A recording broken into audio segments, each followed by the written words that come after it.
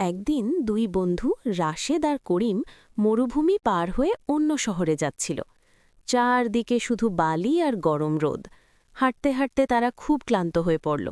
হঠাৎ একটি ছোট বিষয় নিয়ে তাদের মধ্যে তর্ক শুরু হয়ে গেল। রাগের মাথায় করিম রাশেদকে একটি চড় মেরে দিল। রাশেদ কিছু না বলে বালিতে লিখল, আজ আমার বন্ধু আমাকে চড় মেরেছে। তারপর তারা আবার মরুভূমির পথে হাঁটা শুরু করল।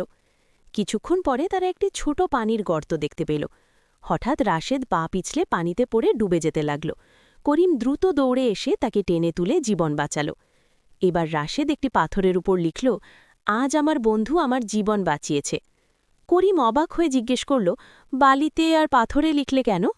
রাশেদ হাসতে হাসতে বলল, কষ্ট বালিতে লিখতে হয়, আর ভালো কাজ পাথরে। কারণ বাতাস কষ্ট মুছে দেয়, কিন্তু ভালো কাজ চিরদিন মনে থাকে। বন্ধুরা, এরকম নতুন ভিডিও পেতে চাইলে আমাদের চ্যানেলটিকে লাইক এবং সাবস্ক্রাইব করে পাশে থাকুন।